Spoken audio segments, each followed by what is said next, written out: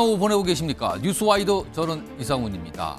22대 국회가 야당의 독주로 시작하고 있습니다. 민주당이 어제 11개 상임위원장 자리를 단독으로 선출한 데 이어서요. 나머지 7개 위원장 자리도 가져갈 가능성을 언급했습니다. 국민의힘은 노현식 국회의장 사퇴 촉구안만 제출하고는 이렇다 할 마땅한 대응을 못하고 있습니다. 자, 그리고요. 이원석 검찰총장이 쌍방울 대북 송금 의혹에 대해 연루된 이재명 민주당 대표에 대해서요. 책임이 엄중히 물어질 수 있도록 최선을 다하겠다. 이렇게 얘기를 했습니다. 자, 그렇다면 기소 가능성을 내비쳤다. 이런 분석이 지금 나오고 있습니다. 자, 이런 이슈들과 함께 저는 1분 뒤에 돌아오겠습니다.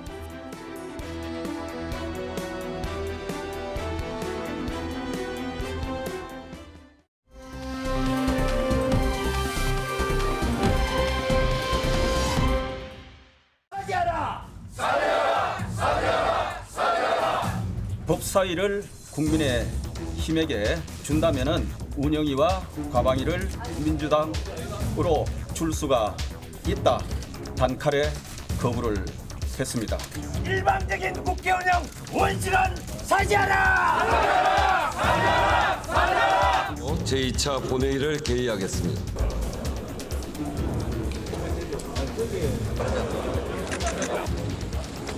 박찬대 의원이 국회 운영위원장에 당선되었음을 선포합니다. 정청래 의원이 법제사법위원장에 당선되었음을 선포합니다. 권력을 확실하게 견제하고 민생을 세심하게 살피며 실천하는 개혁국회를 만들어 나가겠습니다. 법사위는 국회법에 따라 국회법에서 정한 대로 법대로 운영하겠습니다.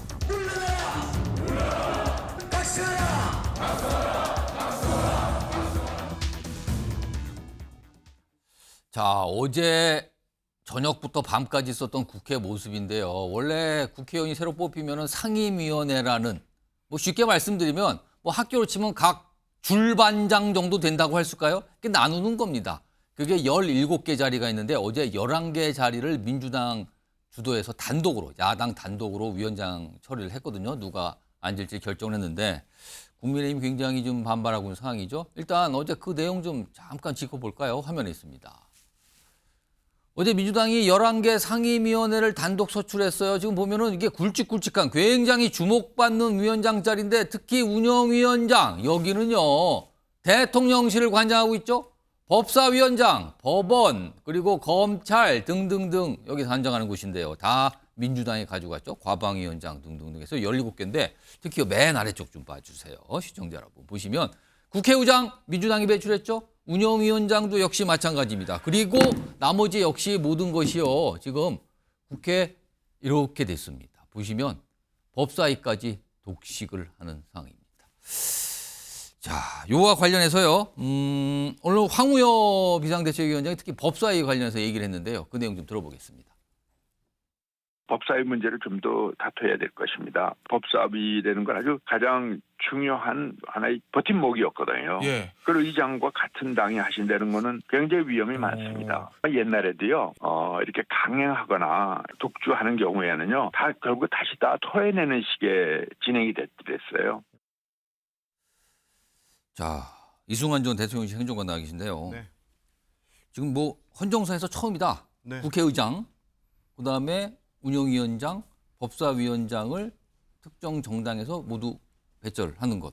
이거 어떻게 좀 봐야 됩니까? 일단 운영위는 대통령실과 협력해야 됩니다. 그렇기 때문에 예. 여당이 맡아왔던 게 당연했던 거고요. 여당. 네, 법사위 같은 경우는 국회의장을 배출하지 않은 당에서 하는 것입니다. 그렇기 때문에 우리가 법체계에서 국회의원의 법안 발의 때 상임위를 거치고 예. 그리고 법사위를 거치고 본회의에 올라가게 되는 그 단계에 있는데 예. 그래서 법사위원장에서 한 번 그리고 본회의에서 국회의장이 한 번 이렇게 네. 컨트롤을 할 수 있는데요. 그 모든 걸 다 제껴버리고 혼자 일방통행할 수 있는 구도를 만든 거는 헌정 역사상 처음 있는 일입니다. 근데 이렇게 하면서도 마지막까지 민주당은 저희 예. 당을 좀 능멸하고 있는 것 같아요. 오. 여당을 능멸하고 상대 파트너로 인정하지 않고 어제 마지막까지 우리 추경호 원내대표가 그러면 운영위와 우리가 예. 과방위 내놓을 테니 법사위 줘라라고 한 그 부분에 대해서 최소 그래도 하루는 숙고하고 의견을 나눠보겠다라고 하는 모습을 보여줘야 되는데 예.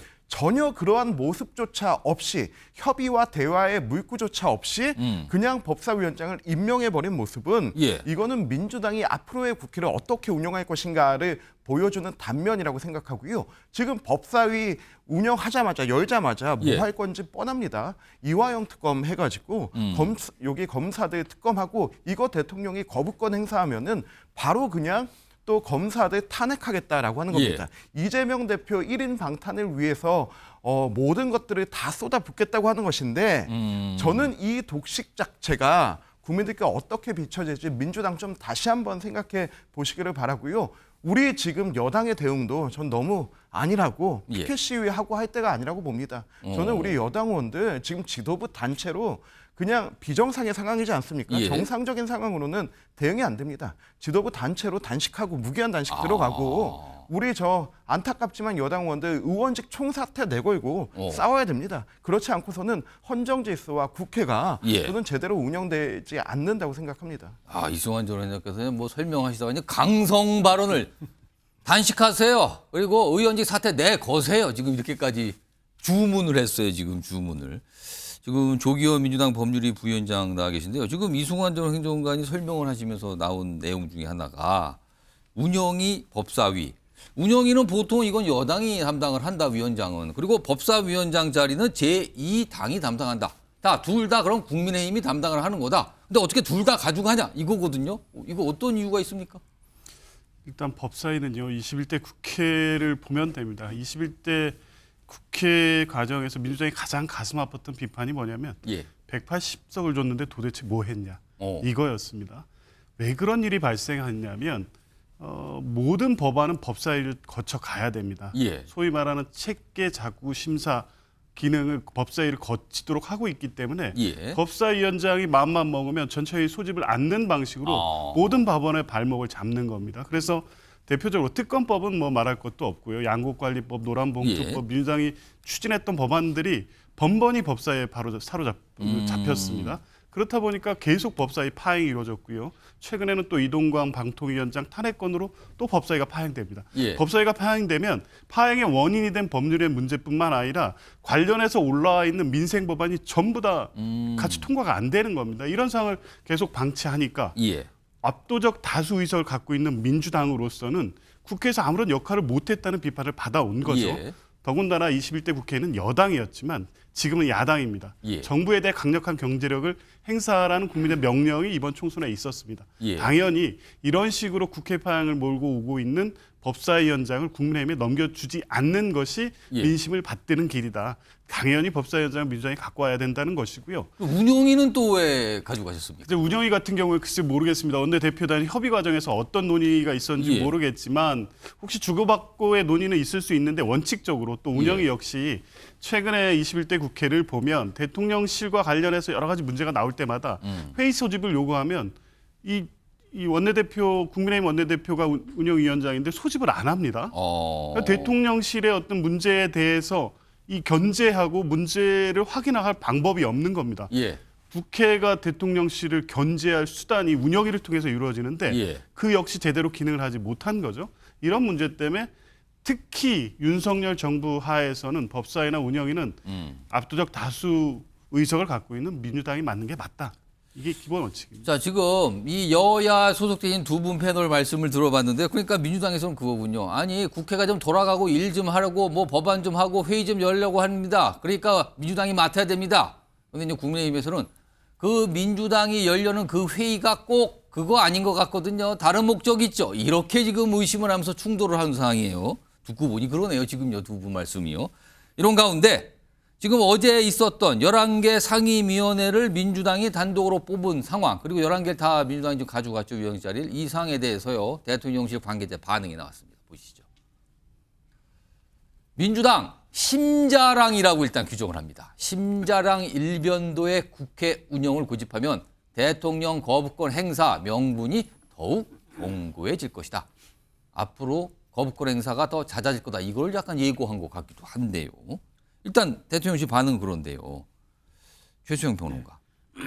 근데 지금 아까 이승환 전 행정관도 지금 약간 이 국민의힘 지도부에 불만 표시를 하셨는데 네.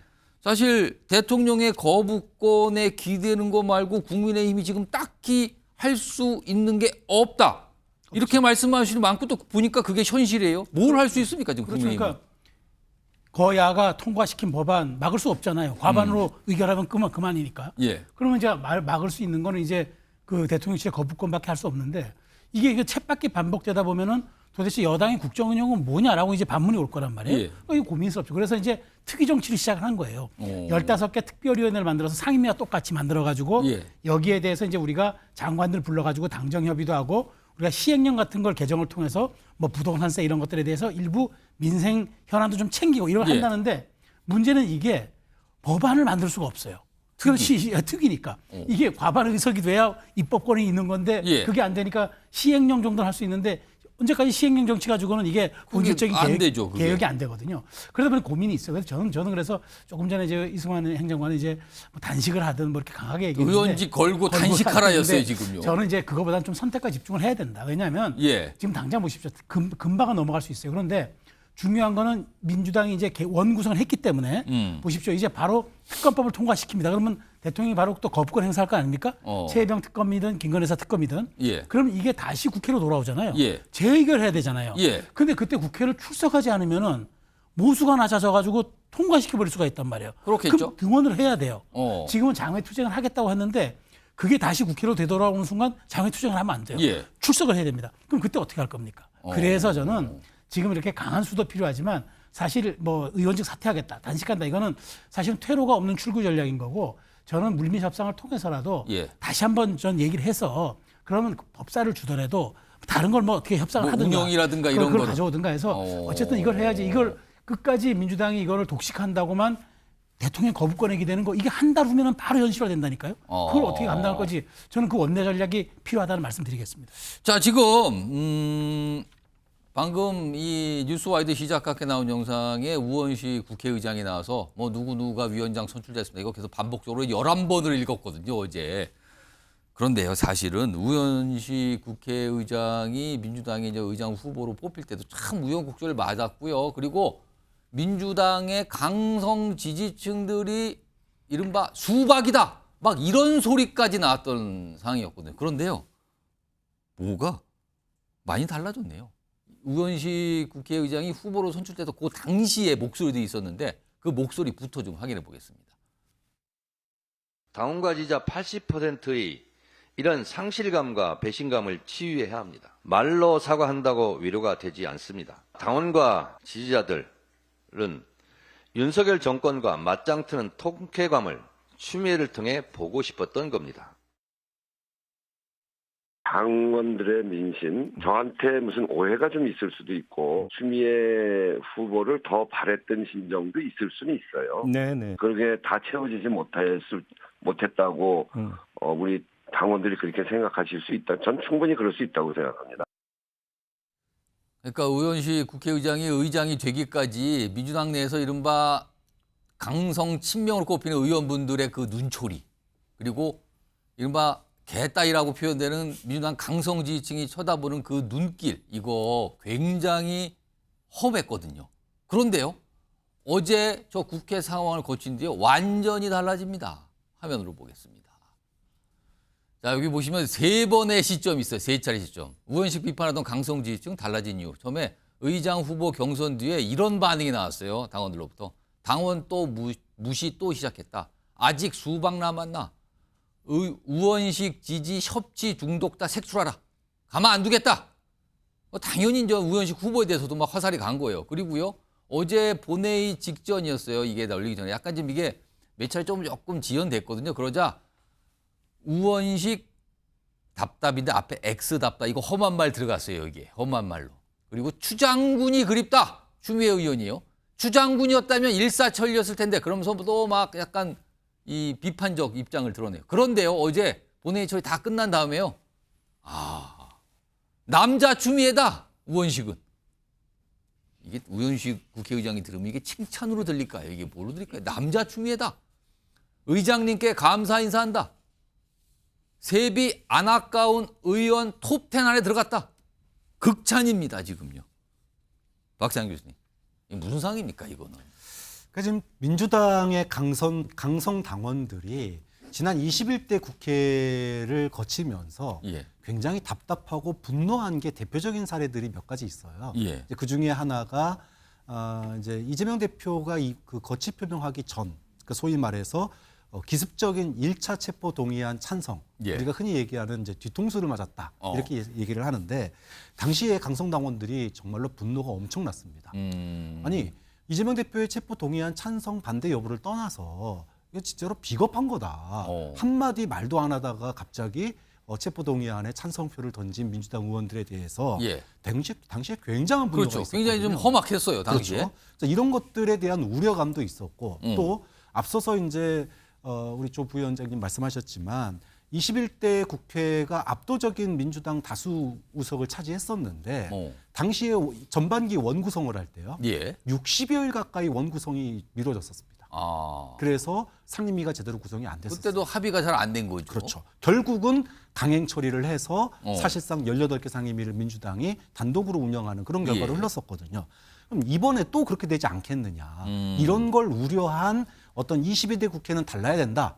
그런 것들의 어떤 기대감의 상징이 추미애였거든요. 근데 추미애가 안 되니까 상실감이 있었던 거예요. 그래서 우현식 의장에 대한 약간의 공격, 압박, 그리고 약간의 험악한 눈초리 막 쏟아졌단 말이에요, 지금요? 근데 우현식 그 의장이 경선 당시에, 당내 경선 당시에 뭐라고 그랬냐면, 우려하는 것처럼 기계적인 중립, 이런 거에 연연하지 않겠다라고 이미 그 선거운동 과정에서 얘기를 했었고요. 또, 어떤 그 민심, 이것과 배치될 경우에는 국회 운영에 있어가지고 결단을 내리겠다. 민의와 민심에 배치되는 국회 운영을 하지 않겠다라고 이미 선언을 했었기 때문에 뭐 저는 이렇게 법정 시한을 지켜서 최대한 대화를 하되 대화가 안 될 시에는 다수결에 의해서 처리한다라고 하는 이런 우원식 의장이 이제 그전 약속이 있었기 때문에 뭐 당연한 결과라고 안 믿은 것 같은데 그 당시에 그거를. 그러니까 이제 뭔가 추미애가 안 된 그런 기대감이 좌절됐다라고 생각을 한 거지. 이것이 이제 현실에서 저는 그 일종의 좀 시간이 좀 걸렸다. 그래서 앞으로 국회가 22대 국회, 특히 민주당의 이제 원내 전략이 향후에 이런 부분들이 몇 번 이제 반복되다 보면 저는 이제 당원들의 기대감이 어느 정도 좀 충족이 되고 불만들도 좀 사그러들 거라고 봅니다. 최시영 평론가. 지금 남자 추미애라는 이게 칭찬인지 뭔지 모르겠어 이런 표현가 등장했는데 이렇게 된다면 향후에 국회 뭐 본회의 운영도 그렇고 민주당이 더욱더 강성 지지층을 의식할 수밖에 없다. 이런 시각도 있던데 이거 어떻게 봐야 됩니까? 당연히 그렇겠죠. 더더군다나 이런 상황에서 민주당은 이번에 당원 당규를 개정합니다. 그래서 앞으로 국회의장과 원내대표 뽑을 때 강성 당원들의 목소리 20% 반영하기로 했습니다. 권리당원 목소리. 그 방향으로 지금 가고 있죠. 그래서 이제 한 17일 날 전국위원회만 의결되면 이거 통과되는 거예요. 그러니까 이제 뭐 일주일 있으면 이게 통과되는 건데 자 보십시오. 이렇게 지금 강행 처리했다고 남자 추미애 이게 뭐 저도 칭찬인지 의문의 일패인지 모르겠습니다만은 어쨌든 우원식 의장에게 이렇게 칭찬이 간다 그러면은 사실은 이제 앞으로 모든 그 이제 의사결정들이 일사천리로 갈 거 아니겠습니까? 이분들의 눈치를 안 볼 수가 없죠. 그런데 더더군다나 앞으로는 이분들이 이제 이 권리당원들이 계속 앞으로 민주당의 당직을 뽑는데 참여하게끔 하는 거를 제도화를 시킨다? 그러면 목소리가 더 커지죠. 이제 말로는 이분들이 얘기할 때 효능감이라고 얘기하는데 이건 효능감이 아닙니다. 이것이야말로 중우정치로 갈 수 있는 저는 위험성이 있다고 보기 때문에 민주당은 효능감과 중우정치의 위험성의 사이에서 잘 고민해야지 지금 당장 이것이 당장 먹기에 달다고 계속 받을 경우에는 저는 감당할 수 없는 것, 즉 호랑이 등에 올라타가지고 본인들도 감당하지 못할 상황이 올 수도 있다. 나중에 이게 통제가 안 되면 이재명 대표도 수박 소리 들을 수 있어요. 저는 그게 눈에 보이기도 합니다. 지금 우현식 의원과 관련된 이 시선과 반응이 아주 굉장히 많이 사뭇 달라진 상황을 좀 전해드리고 있는데 사실은 우현식 국회의장을 바라보는 시각도 국민의힘 내에서도 많이 바뀌었습니다. 우선 이게 앞서서 지금 영상이 준비되어 있는데 그 첫 번째 부분에서는요. 국민의힘에서 우현식 의원을 굉장히 높이 평가하는 모습이 나와요. 근데 어제 상황은 완전 달라졌거든요. 비교해서 좀 보시기 바랍니다. 국회의장 후보로 우원식 의원님이 선출되었습니다. 환영합니다. 평소에도 존경하고 좋아하는 선배 의원님이십니다. 주요 고비마다 타협을 위해 애쓰시던 모습도 생생합니다. 앞으로 국회에서 여야 간 갈등, 투쟁보다는 협치가 이루어질 수 있도록 기대해 봅니다. 우원식 국회의장 사퇴 촉구 결의안을 준비를 했습니다. 우원식 의장이 보인 그런 행태에 대해서 우리는 분노하지 않을 수 없었습니다. 국회의 정상적 운영을 위해 우원식 국회의장의 사퇴를 강력히 촉구하는 바임. 이것을 의원님 총의로 모아도 되겠습니까? 네, 감사합니다. 진행하겠습니다.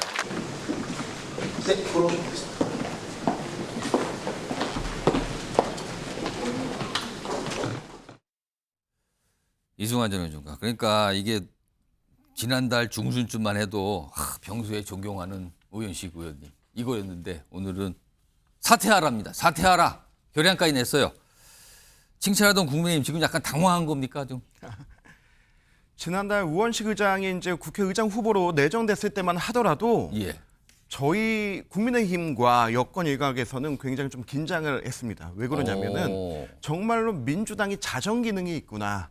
추미애라는 극단의 어떤 정치인이 아니라 우원식을 선택할 수 있을 정도의 자정 기능이 있구나. 민주당 무섭다 그거였습니까? 네, 그 자정 기능이 있다 하고 굉장히 우리도 더 달라진 모습을 보여줘야 된다라고 기대를 했었는데 그런데 그때 이제 과연 우원식 의장이 본인의 국가의전서열 2위라는 그 권위를 가지고 여야 국회의원들과 함께 협치를 만들어낼 수 있을까 이 의문이 있었는데 혹시나 했는데 역시나 개딸에 대중정치에 그냥 휩쓸려서 그들이 원하는 정치를 하고 있는 것이 아닌가 생각을 했습니다. 지난 주말이었죠. 우원식 의장 이제 국회 개원 어떻게 할 거냐, 상임위 배분 어떻게 할 거냐 하고 기자들이 우원식 의장을 찾아갔습니다. 지역구인 노원구에서 민원 간담회를 하고 있었습니다. 원래 국회의장 정도 되신 분이 그렇게 역시 지역 주민들과 함께 소통하는 모습은 굉장히 좋아 보였거든요. 그런데 그 모습을 보면서 많은 사람들이 지금 의장이 저러고 있을 때가 아닌데 지역구 챙기는 것도 중요하고 주민들과 스킨십하는 것도 중요하지만 전 국가적인 사안에 대해서 지금 여야 의원들, 여야 지도부 물밑에서 만나고 협상하고 해야 되는데 지금 저러고 있을 때냐 한가해 보인다라고 하는 비판이 많았습니다. 그리고 우원식 의원을 선출해준 지역 주민들에게도 저렇게 개딸에 휘말리라고 저는 다시 선출해 준 거 아니라고 생각합니다. 본인의 소신, 아니 그 소신 이전에 정치적 양심을 좀 지키는 모습을 보여줬으면 좋겠는데요. 지금 이런 개딸들의 반응에 정말 우쭈쭈하고 기분 좋아한다면은 저는 우원식 의장 역대 가장 불명예스러운 의장으로 남을 거라고 생각합니다. 자, 일단 뭔가 민주당은 밀어붙이고 있고요. 국민의힘은 뭔가를 저항하고 있지만 딱히 수는 안 보이는 상황. 이게 지금 오늘도 지속됐는데 지금 11개 상임위원장 자리를 결정을 한 겁니다. 그렇다면 7개가 남았어요. 이 자리는 어떻게 되냐는 거죠. 자, 이와 관련해서요. 오늘 뭐 각각 여야에서 얘기가 좀 나왔는데요. 들어보겠습니다. 민주당은 어제 구성된 상임위들을 즉시 가동하여 현안을 살피고 필요한 법안들을 신속하게 통과시킬 수 있도록 속도를 내겠습니다. 우원식 국회의장님께도 요청드립니다. 아직 상임위원장을 선출하지 못한 7개 상임위도 신속하게 구성을 마칠 수 있도록 빠른 시일 안에 본회의를 열어주시기를 바랍니다. 민주당에서 원하는 상임위원장을 다 가져갔지 않습니까? 밥상 차려놓고 본인들이 먹고 싶은 거 다 먹고 그냥 좀 남겨놓고 먹고 싶으면 먹고 아니면 그냥 내가 다 먹을게 뭐 이렇게 하는 상황에서 그냥 저희들이 나머지 7개를 그냥 덥석 받는다. 그건 여당으로서의 기본적인 역할도 아니고 국민들을 위해서도 그것은 바람직한 것도 아니라고 생각합니다. 얘기를 들어보니까 이거 합의 잘 안 되겠는데요. 그렇다면 조기현 부위원장? 그다음 계속 국민의힘과 민주당이 뭐 합의가 안 된 상태가 지속된다면 7개 역시 7개 그 위원장 제도 민주당에서 가져가는 겁니까 그럼? 민주당이 원하는 바는 아니지만 그런 상황이 될 수도 있을 것 같습니다. 일단 민주당은 13일 본회의 소집 요구를 해놓은 상태고요. 그때까지 뭐 물밑 접촉을 하면서 7개 상임위원장 자리라도 갖도록 아마 요구를 하고 그를 정상화시키는 요구는 할 텐데 지금 국민의힘이 보이는 태도를 보면 전혀 받아들일 생각이 없는 것 같아요. 그럼 21대 국회의 전반기처럼 갈 수밖에 없습니다. 그런데 문제는 21대 국회와 22대 국회는 다릅니다. 21대 국회는 민주당이 여당이었습니다. 부담과 책임이 컸죠. 지금은 윤석열 정부의 지지율이 상당히 낮은 가운데 민주당이 총선에서 승리한 뒤에 열리는 국회입니다.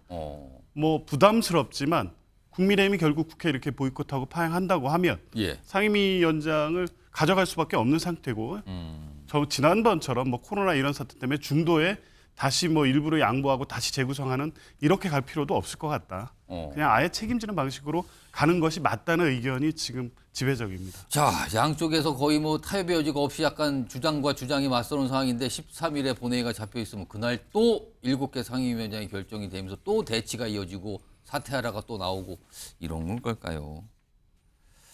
자, 다음 주제로 좀 넘어가 볼 텐데요. 법무부 장관들입니다. 지금 정부가 아니라요. 이전 정부, 문재인 정부 당시의 법무부 장관들인데요. 공통점이 있어요. 공통점이 이분들의. 근데 그와 관련해서 일단 관련된 목소리가 오늘 나왔는데요. 들어보겠습니다.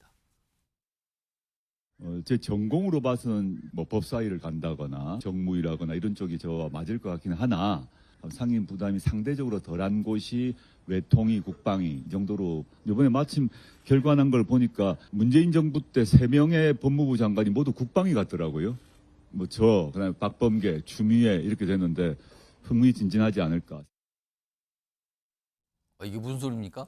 조국 대표가 오늘 뭐 기자회견 했는데 흥미진진하다. 근데 3명의 이름을 본인 포함해서 언급했어요? 화면으로 보죠.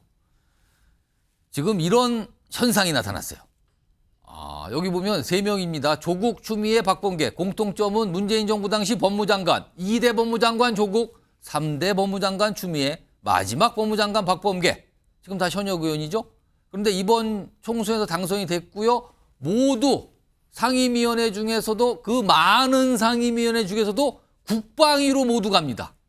국방위 배정을 받았어요. 본인들 다 희망을 한 거예요, 지금. 그리고요. 이 3명의 인물의 공통점은 문재인 정부 당시 윤석열 대통령, 당시 검찰총장 충돌했던 그런 또 공통점까지 있네요. 자, 이승환 전 의장.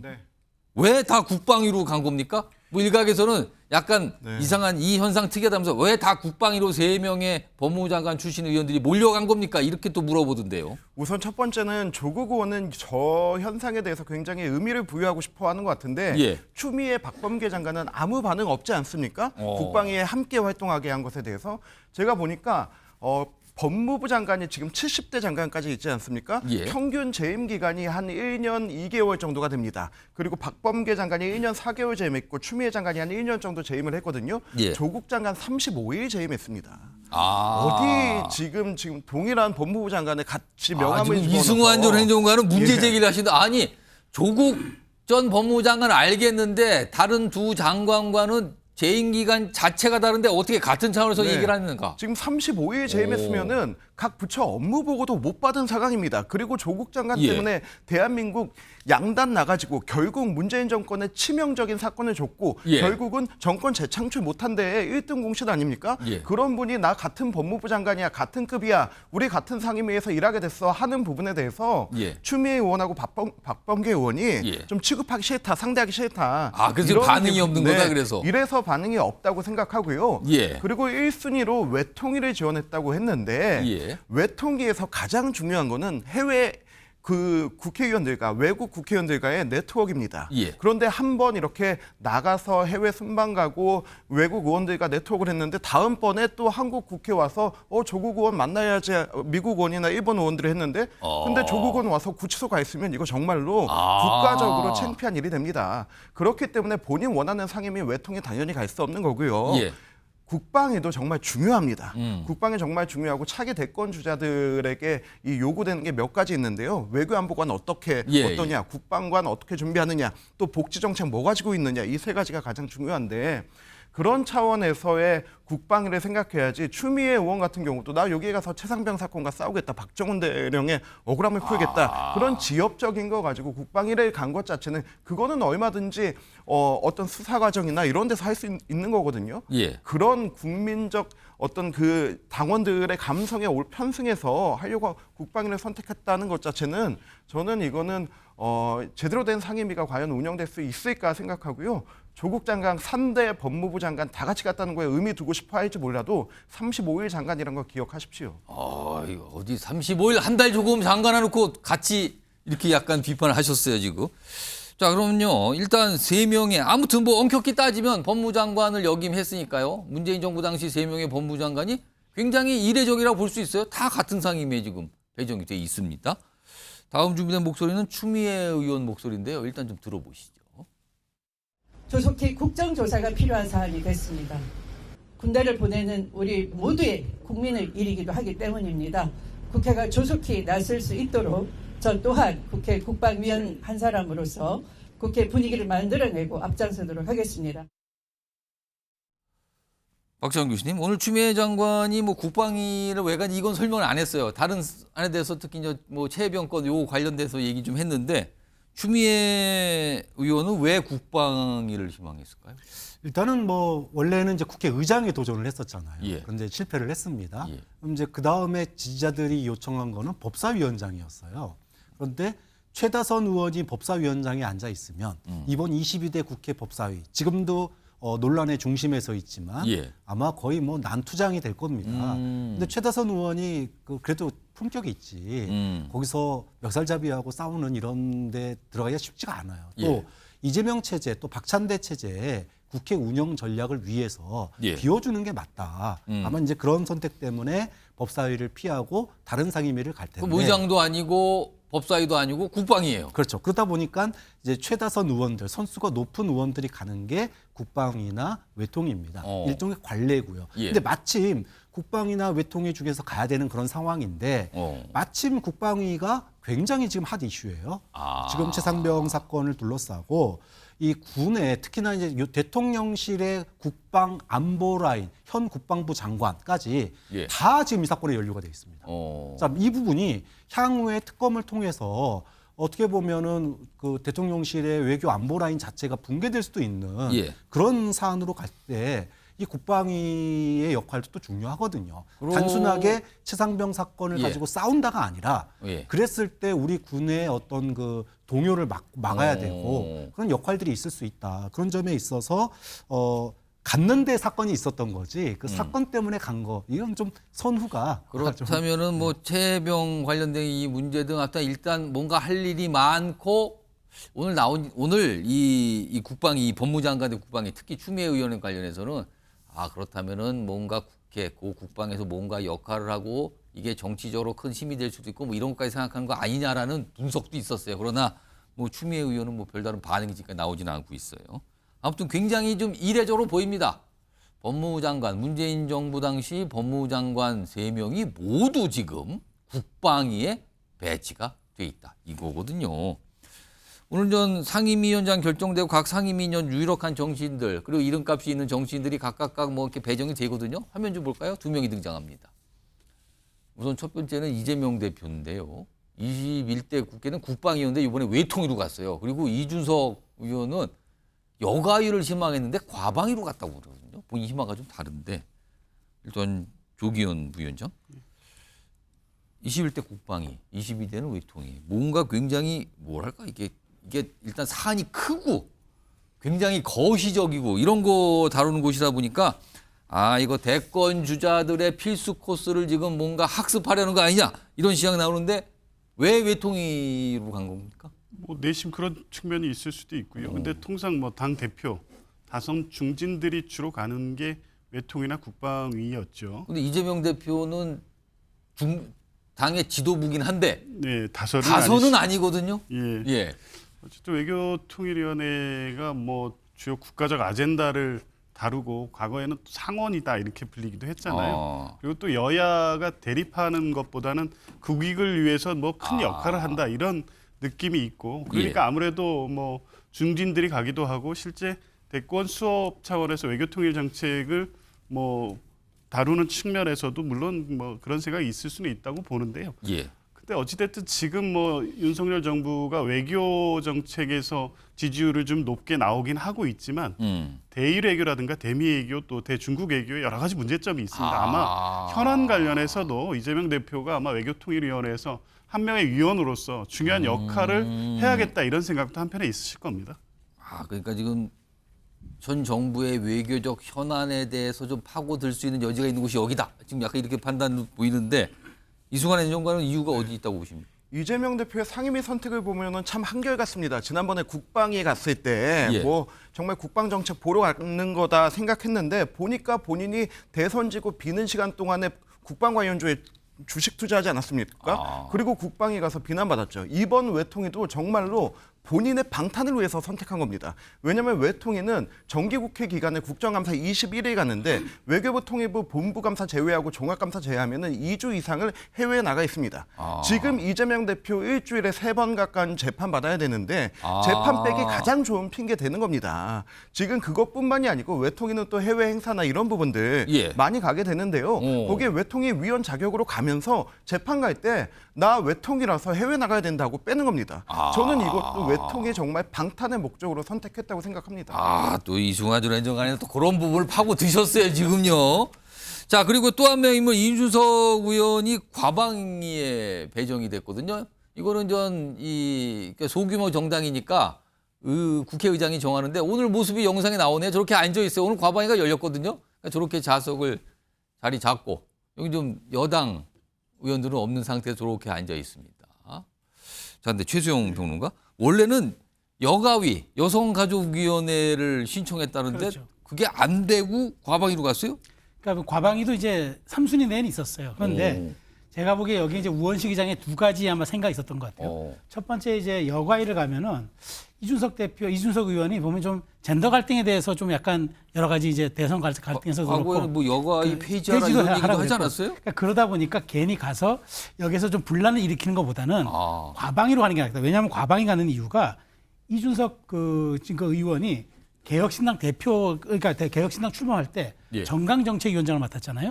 그때 1호 법안이 뭐냐면 공영방송 사장 임명 동의제를 1호 공약으로 내걸었어요. 많은 분들이 기억 못하는데 이게 개혁신당의 1호 공약입니다. 그래서 지금 과방위가 뭐가 있냐면 이번에 개원하자마자 바로 지금 내정된 최민희 위원장이 방송 3법 추진하겠다고 그런 거잖아요. 그 얘기가 있어요. 그 얘기가 공영방송 사장 임명 동의제하고 유사한 겁니다.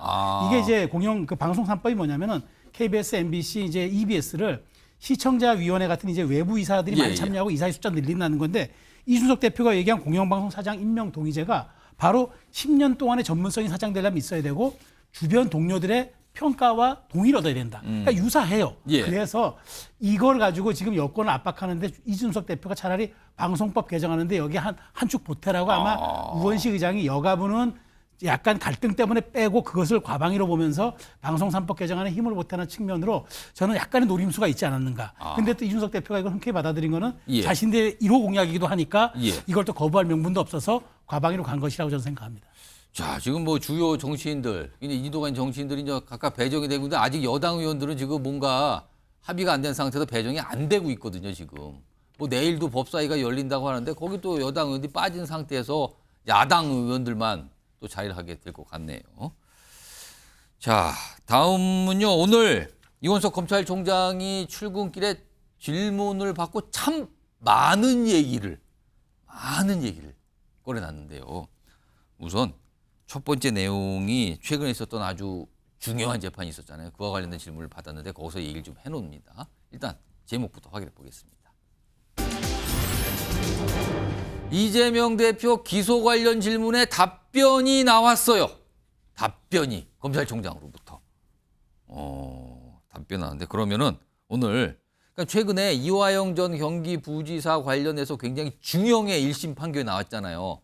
그리고 이 이후에 지금 정치권에서 이거 지금 이재명 대표와 연결된 거다 아니다. 그리고 민주당은 반발하고 있고 국민의힘은 연결된 거다 막 이렇게 얘기하고 있어서 여러 가지 설전을 벌이는 상황에서 이원석 검찰총장이 이재명 대표 기소 대북송금 사건 관련해서 기소 여부 어떻게 됩니까? 라는 질문을 받아요. 그리고 얘기를 꺼내놓습니다. 들어보시죠. 사건의 실체가 명확히 규명되고 또 그에 따르는 책임의 엄정이 물어질 수 있도록 그렇게 최선을 다하겠습니다. 진영과 정파 그리고 정당 이해관계를 떠나서 어떠한 고려도 없이 오로지 증거와 법리에 따라서만 수사하고 처리한다. 그런 원칙을 확고하게 지키겠다. 자, 그리고요. 지금 이 사안과 관련해서 지금 판결문이 뭐 공개가 공식적으로 안 된다고 하죠. 근데 언론이 취재를 해서 그 판결문 내용을 좀 소개하고 있는데 지금 보시면요. 지금 자막으로 나왔어요. 그 판결문 중에 있던 내용이 이런 거예요. 저도 같이 방북 추진, 법원이 이재명, 김성태 전 회장, 쌍방울 전 회장이잖아요. 통화를 인정했다. 그러니까 뭔가 이 통화 내용에 대해서 법원에서 이걸 받아들였다는 거예요. 뭔가 이 판단의 근거로. 하나 더 있습니다. 자, 그리고 이런 얘기도 나오네요. 법원은 이화영이 바꿔줘 이재명과 통화했다. 김성태 진술 신빙성을 인정했다. 그러면서 이런 걸 다 바탕으로 해서 1심 판결 나왔다. 이런 게 지금 판결문에 담겨 있다 그러네요. 자, 이런 상황과 함께 최수영 평론가, 지금 이원석 검찰청 얘기 들어보셨는데 이 정도 얘기하면은 이 대북 송금 사건, 이 쌍방울 관련 사건과 관련해서 이재명 대표를 기소할 걸로 보십니까? 그걸 시사한 걸로 보십니까? 아니면 좀 다르게 보십니까? 아닙니다. 저는 빠르게 할 걸로 봅니다. 지금 검찰총장이 이 정도 얘기했다는 거는 지금 그 법원의 판결문들을 면밀하게 분석한다는 거 아닙니까? 그렇다면은 거기서 법원이 유죄를 9년 6개월 이화영 전 부시장한테 구형한 이 법의 논리, 뼈대를 탄탄히 분석해서 그 이재명 대표를 제3자 뇌물죄와 그다음에 외국화원 관리법 위반 이런 걸로 충분히 그 기소할 수 있다고 판단하는 것 같아요. 그래서 법리에 맞게끔 하겠다는 것 같은데 저는 이재명 대표가 사실은 그 지난 4월에 이제 그 이화영 전 부지사의 그 변호인이 그랬잖아요. 이화영의 유죄가 이재명의 유죄고 또 이화영의 무죄가 이재명의 무죄다라는 그 취지로 얘기를 했는데 이화영의 유죄가 나왔기 때문에 저는 검찰 입장에서는 저는 충분히 그 증거도 많이 확보됐기 때문에 할 수 있으리라 봐요. 그래서 이원석 총장은 지금 자기가 9월 안에 저는 오히려 이 사건은 그렇게 2심에서 다투어봐야 저는 1심에서 워낙 많은 시간을 끌면서 거의 2년 가까이 끌면서 법리 논쟁을 벌였기 때문에 사실관계 다툼 이재명 대표가 알았느냐 이 여부만 저는 조금만 쟁점이 될 뿐이지 여기에 대한 검찰의 근처 근거가 맞춰준다 그러면 큰 어려움이 없을 걸로 봐요. 그래서 저는 오히려 정기국회쯤에 그 전에 저는 오히려 이재명 대표에 대한 체포동의안 얘기가 다시 한번 또 정가를 강타하지 않을까. 지금 이원석 총장의 발언을 놓고 본다면 시기가 빨라질 것 같습니다. 자, 일단 지켜봐야 되는데 여러 가지. 그리고 오늘 이 검찰청의 발언 놓고 이거 뭔가 시사를 강력히 한 거 아니냐. 이렇게 해석이 정치권에서 좀 나왔는데 이런 가운데요. 이화영 전 경기부지사 1심 판결 결과를 놓고 민주당이 반발하고 있는데요. 두 가지 움직임이 지금 나타나고 있습니다. 화면으로 보겠습니다. 자, 반발하는 움직임이 구체화된 건데요. 지금 민주당에서는요. 대북 송금 검찰 조작 특검법 발의. 그러니까 이거 다 특검법을 발의해서 특검을 출범시켜서 다 들여다보겠다. 그러니까 수사 자체를 특검하겠다는 거예요. 지금요. 지금. 이게 특검법이. 특검법 대응한다. 그리고 또 한 가지가 맨 밑에 있죠. 만약에 형사 책임이 물론 해당 수사 검사 탄핵도 추진하겠다. 대북 송금 사건을 수사하고는 검사의 탄핵 얘기를 꺼내놓고 있습니다. 자, 그럼요. 이 검사 탄핵과 관련된 목소리가 있습니다. 들어보시죠.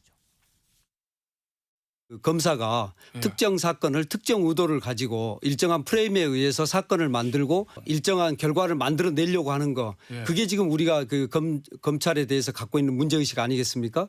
그런 방식으로 수사를 하는 것에 대해서는 반드시 책임을 물어야 되고 검사에게 책임을 묻는 가장 좋은 방법은 탄핵하는 것입니다. 자, 검사 탄핵, 특검법뿐만 아니라 검사 탄핵 얘기까지 지금 민주당 내에서 나오고 있는 상황이에요. 오늘 이원석 검찰총장이 이와 관련된 질문도 받았습니다. 어떻게 얘기했는지 들어보시죠. 특검이 검찰을 수사하겠다고 하는 그런 특검법안이 발표되었을 때 제가 이것은 사법방해 특검이다. 당장 그만둬야 한다라는 말씀을 드린 바 있습니다. 저는 이것은 검찰을 넘어서서 사법부에 대한 압력 그리고 우리 헌법에 나오는 재판의 독립, 사법부의 독립에 대한 심각한 침해라고 보고 있습니다. 자, 조기현 부위원장.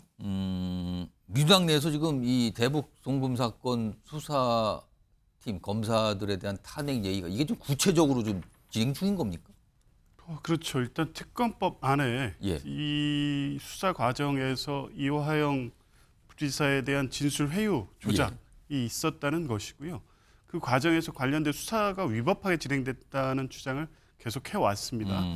그 부분에 대해서 검찰에 대해서 이 소명을 요구했는데 검찰이 자기들한테 유리한 이 자료는 제출하면서 실제 의문이 있는 부분에 대해서는 하나도 해결하지 못하고 있다. 이런 문제제기가 계속 있어 왔고 그렇다 보니까 이 수사가 이 적법한 수사에 의해서 도출된 결과가 아니다. 이런 것이 민주당의 분위기고요. 그래서 일단 특검법을 통해서 검사의 위법한 수사의 진상을 규명하기 하겠다는 거고 과정에서 중대한 위법 또 헌법 위반 이런 사안들이 발견되면 당연히 탄핵 요건에 해당된다는 것이니까 검사 탄핵으로서 책임을 물을 수밖에 없다 이런 겁니다. 과거에 이제 서울시 간첩단 사건, 유우성 조작 사건 거기에서도 보면 수사 과정에서 증거가 조작된 부분에 대해서 적절하게 통제할 수단이 없습니다. 결국에 나중에 재판이 다 끝난 다음에 검사 탄핵안을 제출을 했지만 또 시간이 좀 오래 경과된 다음이다 보니까 5대4로 기각은 됐습니다만 결국에 국회가 헌법에 하고 검찰청법에 정한 검사의 어떤 위법한 수사를 견제할 방법, 탄핵권을 사용할 수도 있다. 물론 이걸 뭐 당장에 탄핵 발의하겠다는 건 아니고 뭐 순차적으로 이제 확인되는 내용들을 보면서 신중하게 접근을 할 것으로 봅니다. 이순환 행정관은 이 검사 탄핵이 거론되고 있는 민주당 내부 상황 왜 판사는 탄핵 안 합니까? 왜 판사는 특검 안 합니까? 저는 민주당이 지금 금도를 넘었다고 생각합니다. 지금 입법, 사법, 행정이 엄연히 분리되어 있는데 입법권을 가지고 사법부를 압박하고 있는 이런 모습에서 과연 대한민국의 정상국가를 얼마나 더 유지할 수 있는가 이런 생각이 듭니다. 지금 탄핵이란 단어가 너무 진짜 흔한 단어가 되어버렸는데요. 대한민국 건국 이래 지금 국회에서 탄핵 소추돼서 심판된 게 7번 있습니다. 그 7번 중에 2번은 노무현 대통령과 박근혜 대통령이라는 정치적, 역사적 사건이죠. 그다음에 이상민 행안부 장관, 그리고 임성근 판사, 그리고 안동환 검사 다 21대 국회에서 민주당이 탄핵으로 밀어붙인 겁니다. 그런데 이 중에서 단 하나라도 처리된 게 있습니까? 없습니다. 기각되고 각하됐습니다. 그 모든 것이 이재명 대표의 방탄만을 위해서 지금 검사 특검하고 탄핵하겠다고 하는데 이거 납득하실 국민이 얼마나 계실지 저는 궁금하고요. 이 수사가 잘못됐다라고 하는 근거로 지금 민주당이 들고 있는 거 딱 이겁니다. 연어회 먹고 소주 먹으면서 회유 압박당했다라고 하는 건데요. 이 말을 믿을 사람이 누가 있습니까? 오히려 이 말로 인해서 이 재판정을 더 농락시킨 걸로 인해서 저는 이화영 부지사의 그 형량이 더 높아진 데 기여했다고 보거든요. 그렇기 때문에 좀 법 앞에서 겸손하고 겸허해지고 이렇게 탄핵 남발하고 할 거면 국회의원도 특검 포기해야 됩니다. 저는 2가지 특검 포기해야 되는데요. 불체포 특검 먼저 포기하겠다고 하십시오. 그리고 2번째 국민소환제 도입하십시오. 이렇게 검사도 탄핵하고 판사도 밀어붙이면은 국회의원도 잘못하면 국민소환으로 해서 배지 떼게 만드는 저는 그 제도도 도입해야 된다고 봅니다.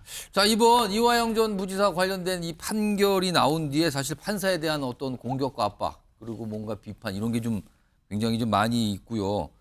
최근에 이제 민주당도 그 판결 자체 그리고 법원에 대한 불만 표시를 좀 하고 있는데 그런데요.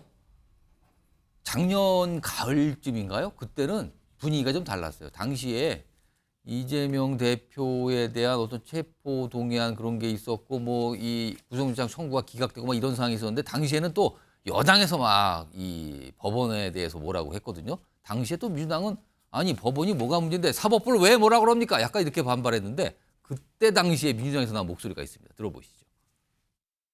야당 탄압에 이어 사법부까지 겁박하는 국민의힘과 정치검찰의 헌법 파괴에 규탄한다. 사법부의 지극히 상식적인 기각 결정에도 불구하고 윤재옥 국민의힘 원내대표는 민주당과 민주당 강성 지지층의 압력에 굴복한 결과라고 비난했고 박찬호 교수님, 그러면 이게 작년 가을하고 지금인데 그러니까 민주당 입장에서 좀 마음에 들고 유리하면은 아 사법부 정말 잘한다. 이거 왜 뭐라 그럽니까? 마음에 안 들면 이거 사법부 문제 많은데요. 이거 뭐 개혁해야 되는 거 아닙니까? 이런 겁니까 지금 그럼? 지금 대한민국 정치의 특징 그랬을 때 이제까지 2가지를 주로 꼽았거든요. 하나는 진영 논리, 내 편 쌓기. 2번째는 이념 대결, 보수와 진보. 그리고 세 번째가 이제 대한민국 정치의 특징이 됐다. 이게 뭐냐 하면은 사법 대결이에요. 지금 한 10여 년 전부터인가 정치에서 무슨 일이 있으면은 안 풀리면 이거를 갖다가 재판으로 끌고 갑니다. 그리고 법원의 판결에 의해 가지고 일희일비가 바뀌는. 그래서 우리가 이제 이거를 갖다가 정치의 사법화 현상 이렇게 지금 얘기를 하고 있는데 매 사건 정치인 관련된 사건의 판결이 날 때마다 여야의 희비가 엇갈려요.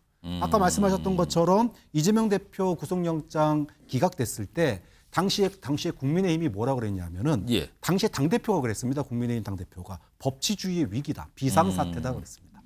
그리고 유권 무죄.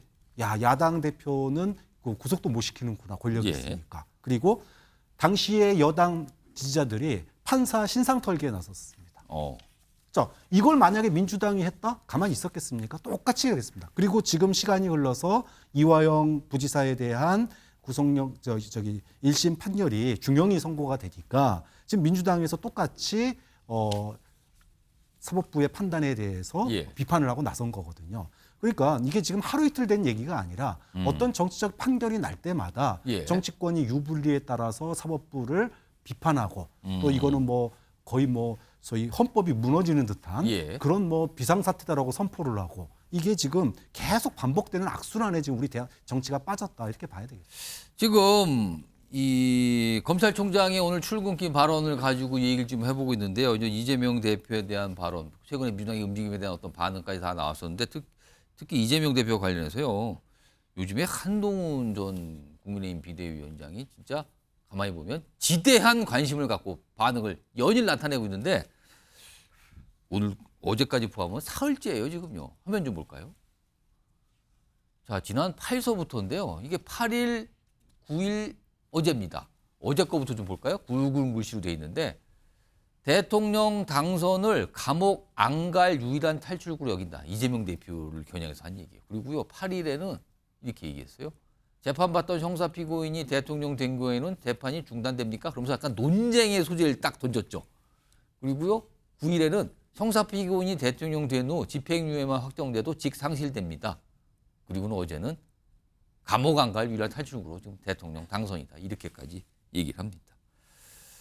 다 이유가 있을 거예요. 저렇게 입장을 연일 내는 거는. 자, 그리고요.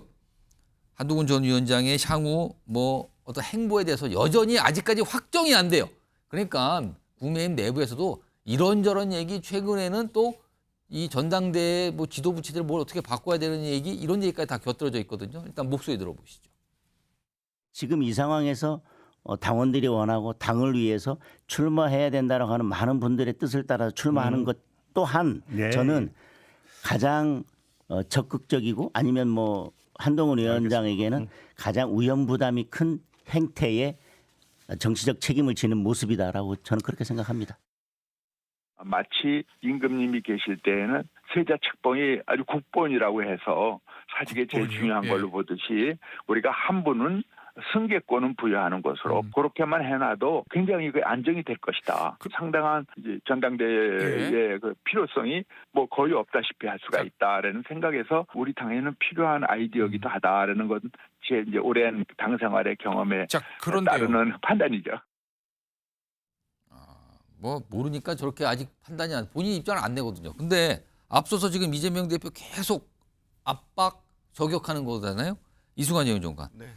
저 저격하는 걸 보니까 한동훈 전 위원장과 이른바 대통령실의 입장은 같은 것 같아요. 이재명 대표를 바라보는 시각은. 근데 사실은 뭔가 다른 현안에서는 약간 갈등 관계 아니냐, 거리가 멀어진 거 아니냐는데 이것만큼 일치하는 게 이게 우연일까요? 아니면 약간 한동훈 전 위원장이 뭔가 이렇게 맞춰가는 겁니까? 이거 어떻게 봐야 됩니까?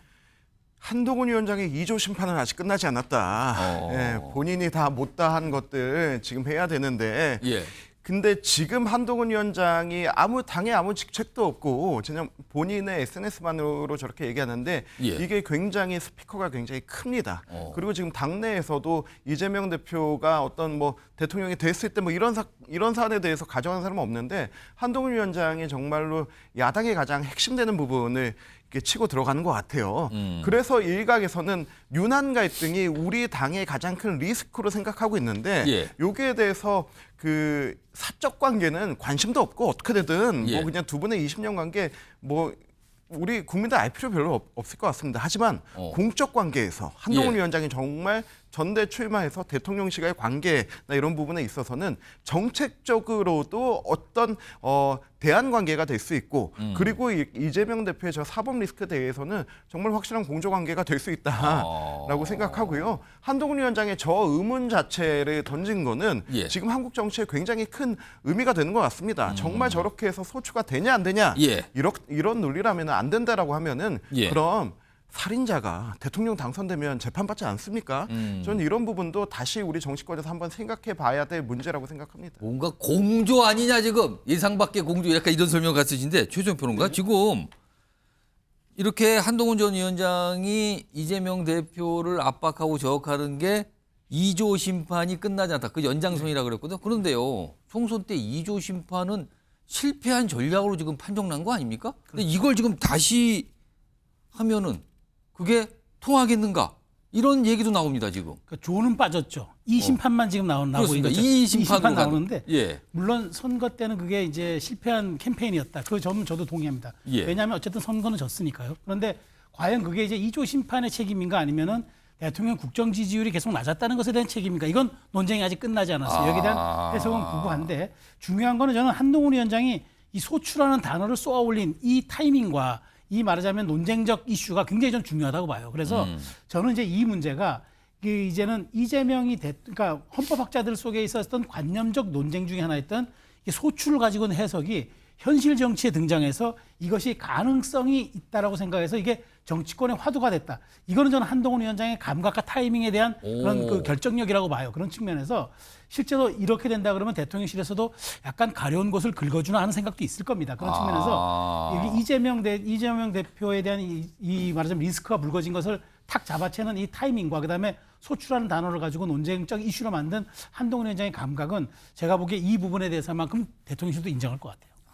그럼 이게 뭘까요? 그럼 밖에 이재명 대표라는 공공의 그러니까 공동의 어떤 대상을 놓고 대통령실과 한동훈 전 위원장이 약간 같은 생각을 갖는 모습이 저기서 나타난 거 아니냐. 약간 이런 해석이신데 알겠습니다. 다음 주제에도 역시 검찰총장이 등장을 하는데요. 그에 앞서서 어제 오후에 지금 시간 비슷한 시간이죠. 어제 그때 국민권익위원회에서 뭔가를 갑자기 발표를 합니다. 예고를 하고 나서 바로 발표를 했는데 그 내용 좀 가보겠습니다. 제목 보시죠. 자, 권익위는 종결이라 그랬어요. 종결. 그럼 검찰 수사는 어떻게 되는 겁니까? 사안은 같은 사안인데요. 권익위원회는 종결이다. 검찰 수사는 진행 중인데요. 지금요. 자, 그럼 어제 국민권익위원회가 김건희 여사 명품백 의혹 사건 요 관련돼서 뭔가 판단을 했어요. 일단 그 내용부터 좀 들어보시죠.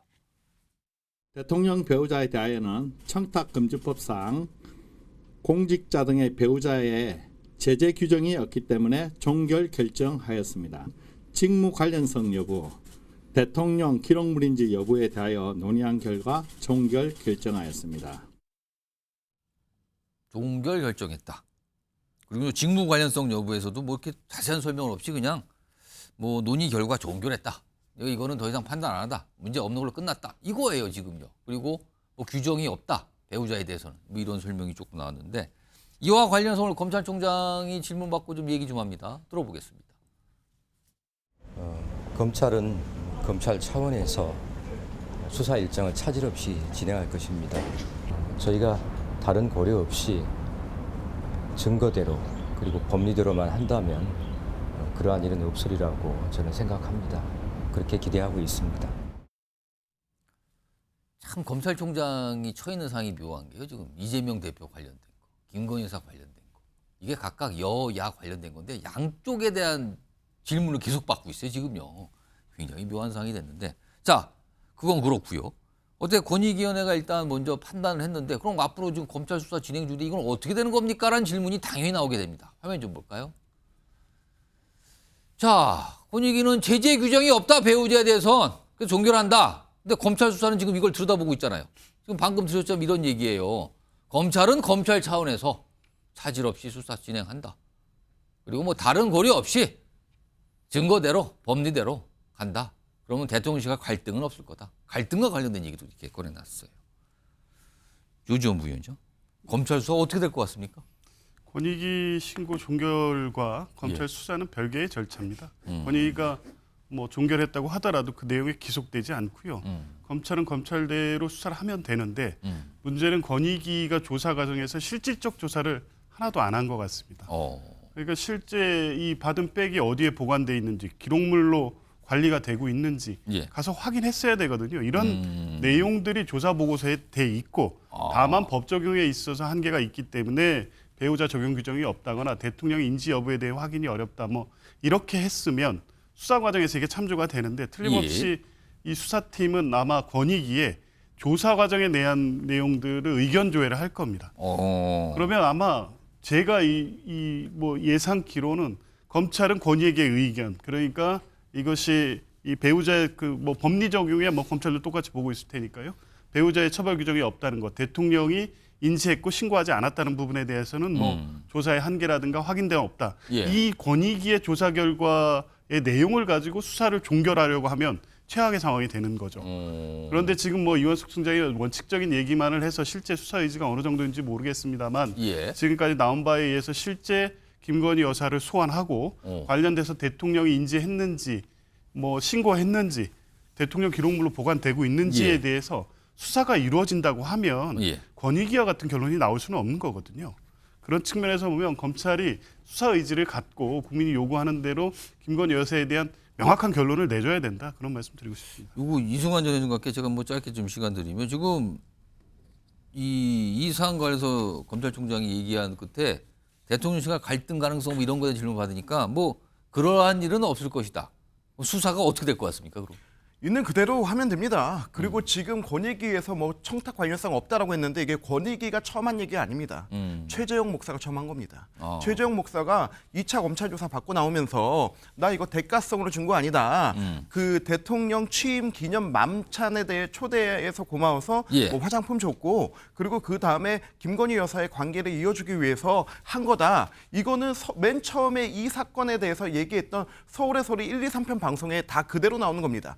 그리고 여기에서 자꾸 청탁하니까 뭐 대장동이나 뭐 대북송금이나 엄청난 청탁이 있는 것처럼 얘기하는데 세 가지입니다. 첫 번째는 대북방송 관련해서 뭐 송출할 수 있게 해줘라. 최재형 목사가 얘기한 거고 두 번째는 김창준 미 연방하원의원 국정자문위원회에 넣어줘라 라고 했는데 여기서 재밌는 거 최재형 목사가 국정자문위원회가 뭔지도 몰라요. 그리고 그런 조직이 없습니다. 다만 김창준 하원의원에게 미국 사람이잖아요. 최재형 목사. 뭔가 좀 나 한국에 이런 연이 있어라고 얘기한다라고 하는 것 같고 세 번째 국립묘지에 안장해줘라라고 한 건데 여기에 지금 행정관 답변 나왔잖아요. 그때 뭐라고 얘기해줬냐. 그거는 가족이 신청하셔야 되고 그리고 거기가 지금 가득 차서 납골 땅밖에 없다고 합니다. 라고 그 답변 해줬다는 거예요. 여기에서 어떤 청탁이 성립됐습니까? 저는 이 권익위 그 조사는 조사대로 수사는 수사대로 다 가되 정말 법과 원칙대로 간다면은 국민적 정서에 반하는 것은 있겠지만은 법원 측에서는 무엇이 어긋났는지 살펴봐야 될 것 같습니다. 지금 어제 나온 권익위의 판단에 대해서 민주당 굉장히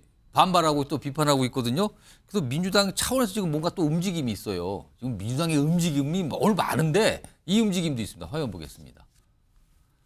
자 보시면요. 일단 이 법안을 뭔가 바꾼다고 그래요. 지금 이게 발의했다고 그러거든요. 여기 보면 이게 법안이 길어요. 부정통탁 뭐 줄이면 부정통탁 금지법인데 여기에 배우자 처벌 조항을 추가하는 개정안을 발의했다는 거예요. 지금 법에는 배우자가 어떤 걸 했을 때 뭐 처벌이 어떻게 됩니다. 이런 규정이 없어요. 그리고 권익위도 이런 걸 인용하면서 아니 처벌 규정 자체가 없다. 그래서 종결한다 이렇게 했거든요. 그러니까 여기다 조항을 추가하겠다. 법을 바꾸겠다. 지금 이렇게까지 나서고 있는 상황인데 이와 관련해서 오늘 민주당에서 나온 목소리가 좀 있습니다. 들어보겠습니다. 국민권익위원장이 윤석열 대통령의 친구여서 이렇게 판단했을 거라고 생각하지 않습니다. 다만 권력에 무릎 꿇은 권익위라는 생각은 좀처럼 쉽게 지어지지 않을 것입니다. 국민권익위마저 김건희 여사의 명품백 수수 의혹에 대해 면죄부를 준 이상 김건희 특검법을 더 늦출 이유가 없을 것입니다.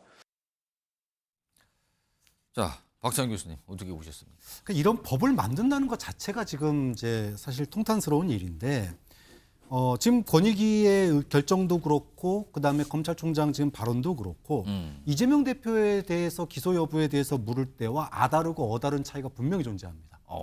이재명 대표 기소 문제에 대해서는 뭐 책임을 묻기 위해서 최선을 다하겠다 그랬는데 지금 이 김건희 여사 명품백 사건에 대해서는 법리대로 하겠다 그래요.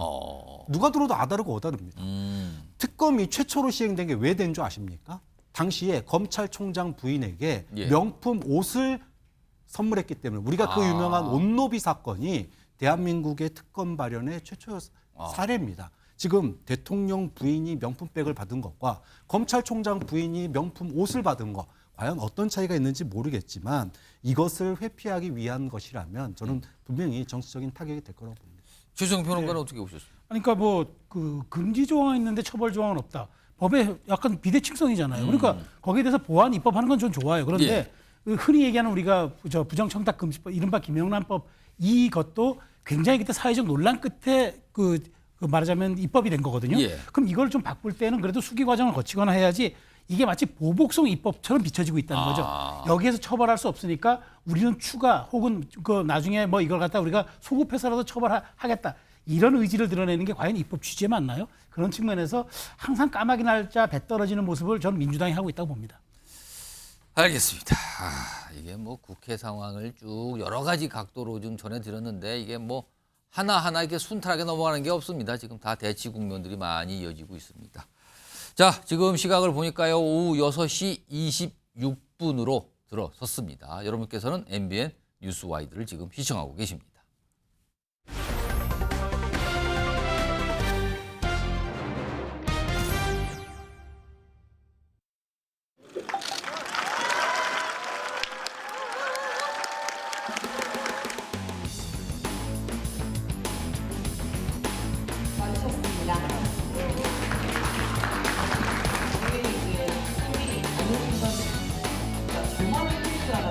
운동선수들이 좀 더 나은 환경 속에서 훈련할 수 있는 플러스 거기에 교육이 가능한 구체적으로 설계를 하는 중이어서 또 지금 막 시작하는 사회 초년생이다 보니까 일이 좀 많죠. 제가 뭐 경영을 전문으로 했던 사람이 아니고 또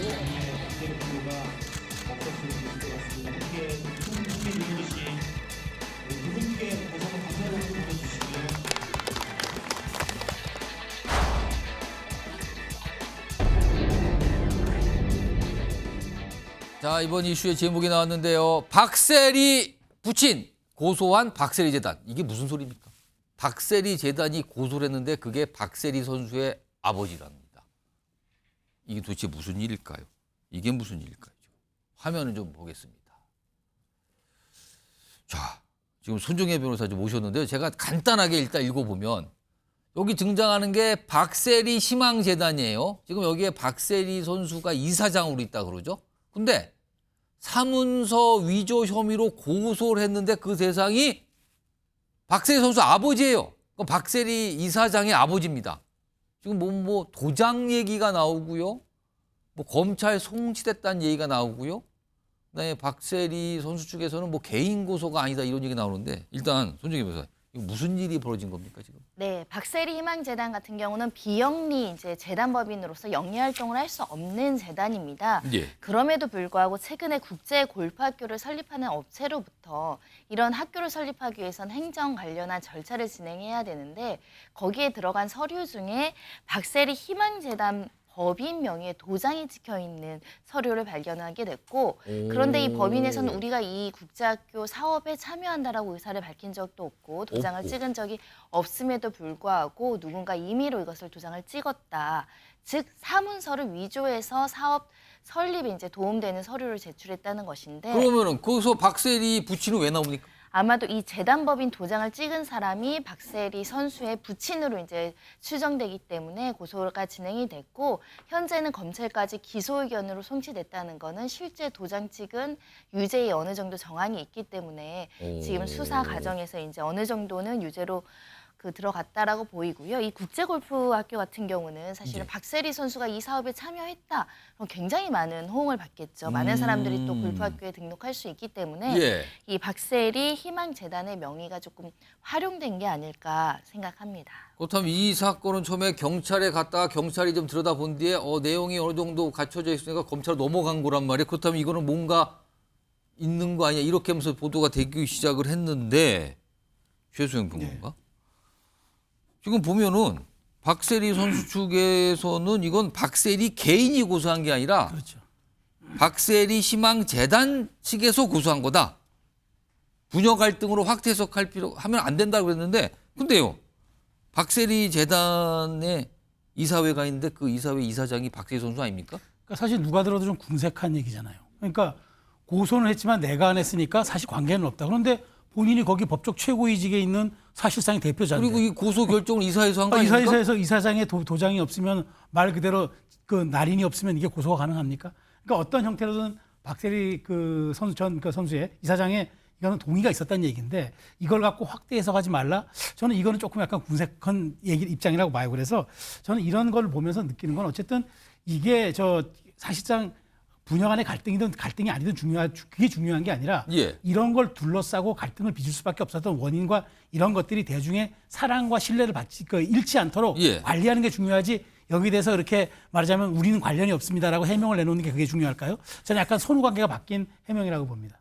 아까 처음에 봤던 화면 다시 한번 볼까요? 이게 그러니까 조금 이게 무슨 사연이 좀 일이 벌어진 건지 아실 거예요. 사문서 위조예요. 근데 이거를 박세리 선수 아버지가 뭔가 한 거로 지금 판단이 된다는 거죠. 그리고 이 사건이 검찰로 넘어갔단 말이에요. 그래서 지금 뭐 재단법인 도장을 몰래 제작해 사용했다 이런 설명까지 나왔는데 박세리 선수 중에서는 이거는 박세리 선수 개인의 고소가 아니다. 재단에서 한 고소입니다. 부녀 간의 갈등으로 확대 해석하면 안 됩니다. 이런 설명이 있지만 이상하잖아요. 지금 이사장인데 거기에 재단에. 자, 그런데 손정혜 변호사, 이게 나중에 이제는 검찰 쪽으로 갔으니까 더 들여다볼 거 아닙니까? 나중에 어떤 법적으로 크게 문제가 될 것 같기도 한데, 그런데 지금 박세리 이사장과 박세리 이사장의 부친은 혈족이잖아요.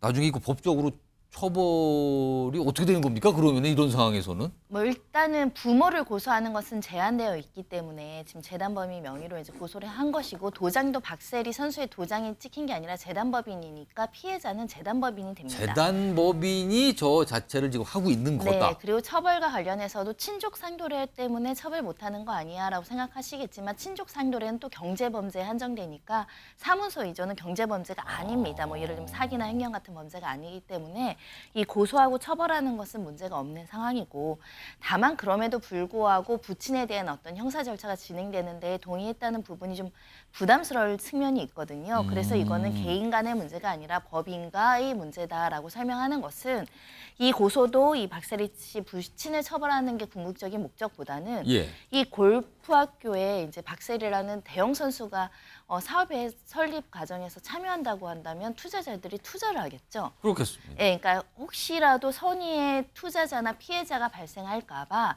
재단법인에서 우리는 이 사업에 참여하지 않는데 이름이 도용됐습니다라고 이제 대중들에게 알리는 차원에서 고소한 게 아닐까라고 추정을 해보고요.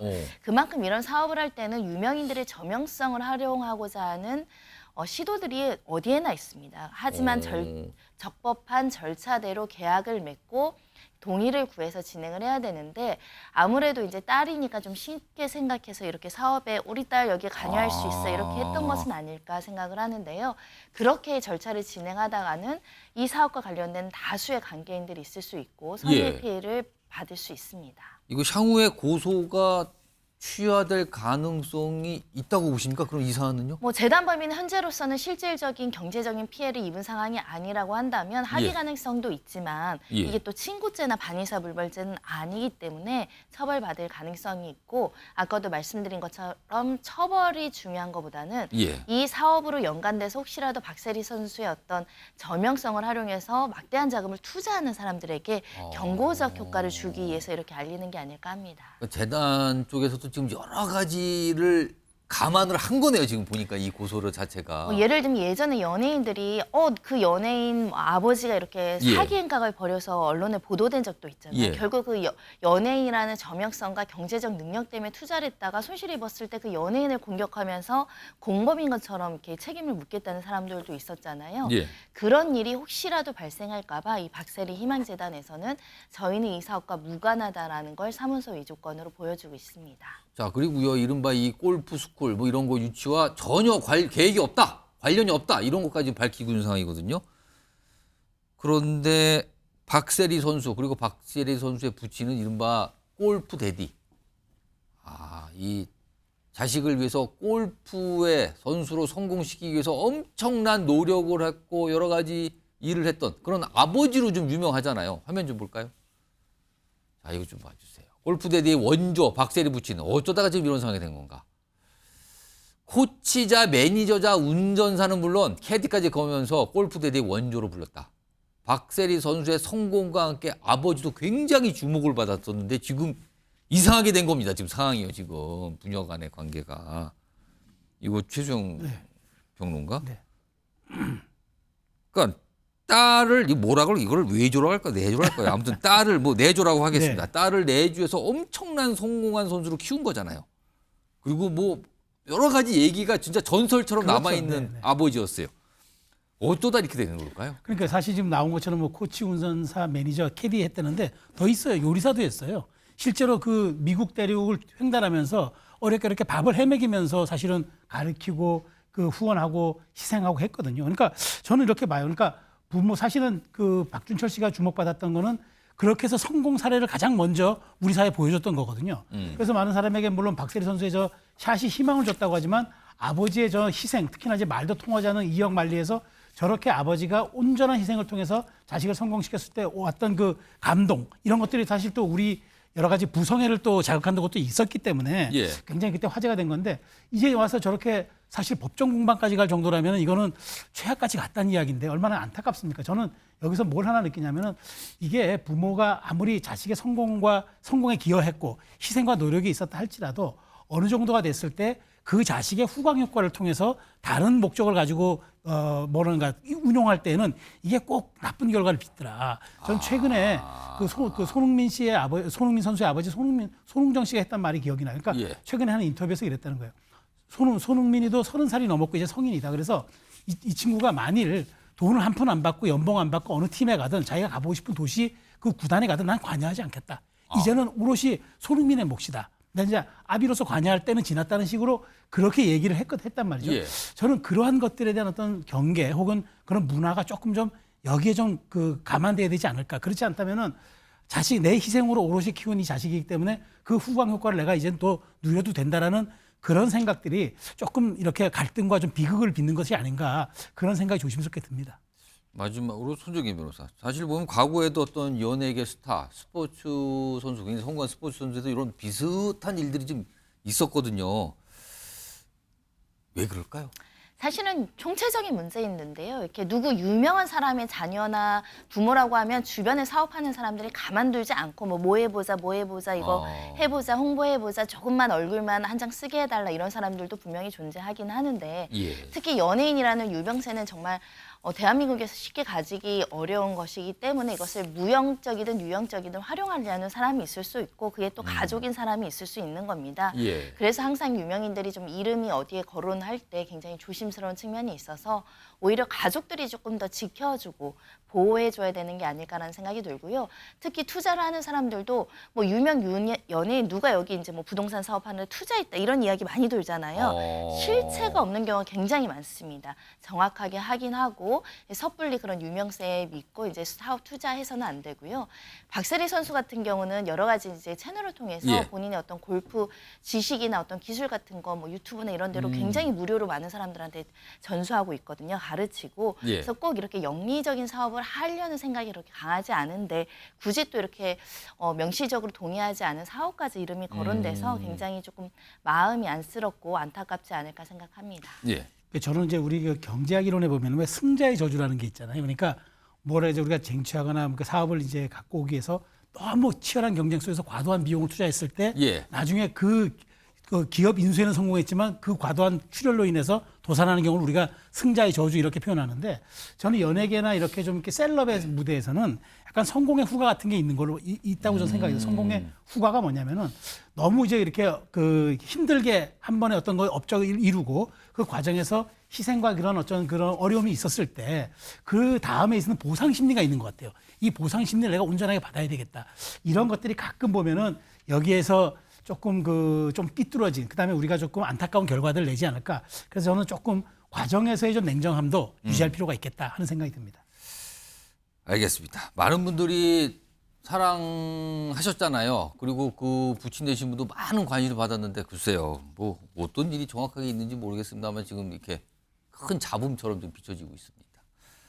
자, 다음 준비된 주제가 있는데요. 이거는 무슨 상황일까요? 우선 관련된 영상부터 준비가 돼 있는데 확인부터 해보겠습니다. 저희가 시신을 카데바라고 부르는데 그거 구하기도 굉장히 어려웠고 의대생을 늘린다고 하면은 2열로 어깨너머로 가야 되는 상황이거든요. 실제로 만져보기가 굉장히 힘든 상황입니다. 모두 유급하면 곱하기 2가 한꺼번에 아무 준비도 없이 떨어지는 거죠. 교육 인프라 이렇게 없기 때문에 상당수의 그 실습 과정들이 버추얼 실습 이런 식으로 다 시체 해부도 실제로 하지 않고 VR 같은 걸로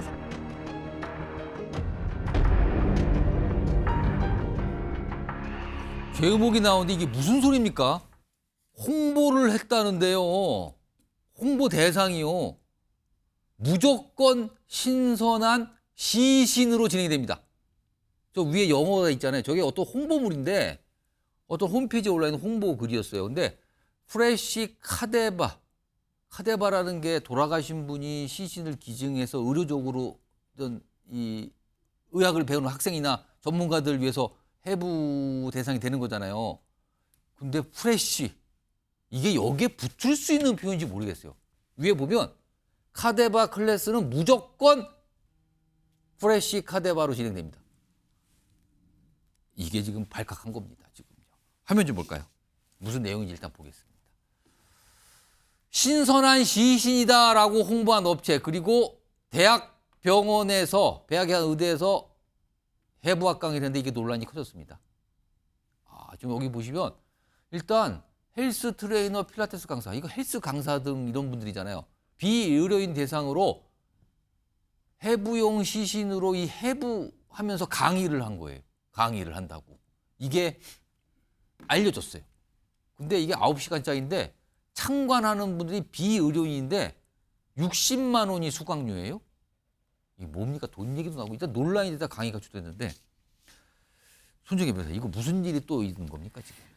저는 사실 눈을 의심했습니다. 뭐 생선도 아니고 시신 앞에다 두고 신선한이라는 문구를 사용해서 홍보를 하다니 정말 기함한. 저 세계에서는 저렇게 쓰는 표현일까요? 저게 설마? 아닙니다. 이것도 의사단체에서 지금 한 모임에서 시체해부법 위반으로 이제 이 업체를 고발했는데요. 예. 아마 의사단체에서도 허용하기 어려운 수준의 홍보 문구라고 생각했던 것 같고 우리가 사실은 시신 기부한 기증된 시신이 없어서 학생들 공부하는데도 굉장히 어렵다라고 그런 얘기 많이 논란이 나옵니다. 됐잖아요.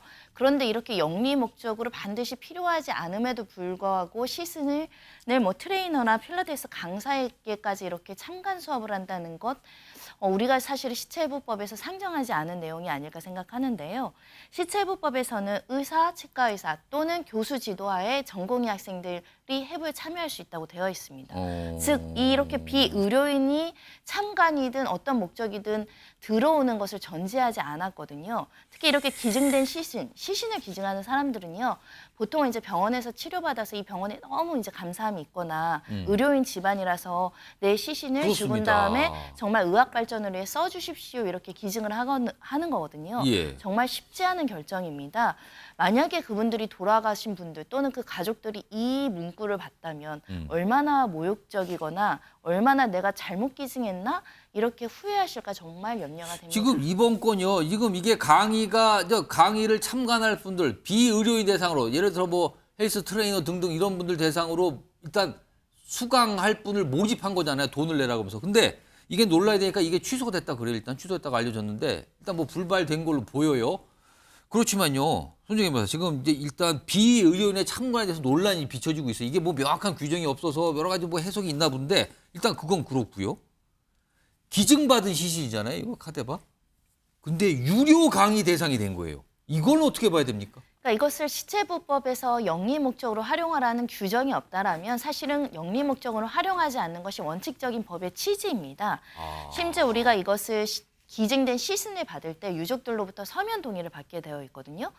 어떤 유가족이 그 영리 목적으로 이렇게 트레이너 분들이 와가지고 뭐 하나하나 뭐 근육 열어보고 뭐 하는 거를 동의할 수 있겠습니까? 이건 동의의 범위를 넘어서는 그 시신의 활용법이기 때문에 저는 원칙적으로 법에 금지하는 규정이 없다라고 하더라도 법에서 포괄적으로 이런 행위 이해는 허용해서는 안 된다고 해석하는 것이 타당하지 않을까 생각을 하고요. 예. 지금 논란이 된 게 명확하게 금지되는 규정이 없으니까 위법 사항이 아니다라고 해석하는 분들도 있긴 한데요. 예. 그러니까 해부행위는 제한되지만 참관인의 자격이 없다는 겁니다. 근데 법에서 참관인의 자격이나 참관을 허용하지 않았다면 금지하는 게 원칙적인 게 아닐까. 이게 굉장히 숭고하고 예. 엄중한 일이잖아요. 예. 이 타인의 시신을 해부한다라는 것은 의학적인 목적 또는 여러 가지 병리학적인 목적 이해는 허용할 수 없는 게 본래의 취지이고 기증하시는 분들의 뜻도 그러할 것이라고 생각합니다. 지금 이 사안 아까 설명드렸는데 이게 논란이 되는 게 이제 세 가지 측면이거든요. 그럼 화면을 좀 정리 좀 해보겠습니다.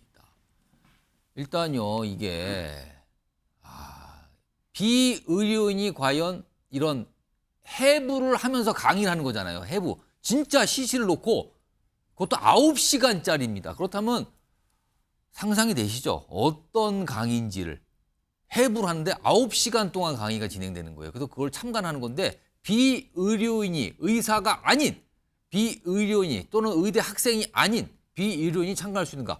아까 방금 봤는데 이거 정부 보건당국에 설명 내놓은 게 있는데 다시 한번 불러오겠습니다. 정부 당국자가 이렇게 명확하진 않아요. 해부행위 자체는 자격이 엄격하다. 이거는 이제 의사 자격증 등 명확하게 이건 자격이 있어야 되지만 참관에는 제한 규정이 없어서 위법 자체는 아니다. 그러면서 이렇게 얘기해요. 참관도 의료계의 일원만 돼야 하는지 등 규정에 대해서 좀 해부학회든가 논의할 것. 규정이 없으니까 위법은 일단 아니다 이런 얘기인데 이게 지금 일단 논란이고요. 다시 보겠습니다. 그 논란 세 가지. 첫 번째 그렇고 두 번째는 방금 얘기했죠. 기증받은 시신인데 이게 유료 강의 대상이 된 거예요. 이건 어떻게 봐야 되는가. 그리고 마지막으로 3번입니다.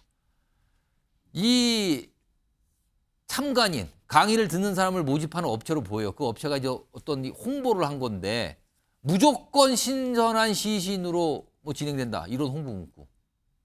뭐 결국 논란자 강의 취소됐는데 최소연 변호사. 네. 저 마지막 3번. 네.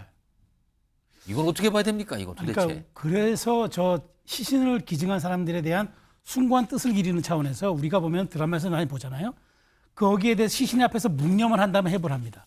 존중의 뜻을 표하고. 그렇죠. 그다음에 감사의 뜻을 표하는 거예요. 엄청나게 뭐랄까요. 숭고한 기증이거든요. 그렇죠. 이거는. 그래서 이제 의술 발전을 위해서 이거는 희생을 한 거기 때문에 그런 뜻을 기리고 그래서 이제 우리가 많이 그 장면 접하면 그 앞에서 약간 묵념하거나 추도한 다음에 이제 하는데 예. 최근에 제가 들은 얘기는 의대 실습에 이 카데바가 많이 부족하다 그래요. 그래서 실습에도 차질을 빚는데 아니 이걸 영리 목적에 쓴다고요? 근데 영리 목적에 쓰는데 더더군다나 그거를 가지고 거기서 신선한 이런 단어를 쓴다고요? 그럼 그 표현을 쓰면은 참관인이 더 많이 올까? 그러니까 이건가요? 그러면은? 그걸 유도하기 위해서 영리 목적이니까 조금 더 이게 당신들에게 유익할 수 있다라는 걸 그걸 광고하고 홍보하기 위해서 그런 말을 쓰는데 이게 과연 합당합니까? 아니 정작 그 쓰는 실습 학생들은 그게 부족하다고 하는데 그걸 영리 목적으로 쓰는데 그걸 저렇게 과도하게 선정적인 저런 문구까지 써가지고 홍보하는 게 이게 맞는 건가요? 그래서 저는 참관 규정이 없다고 하는데 이거 만들어야죠.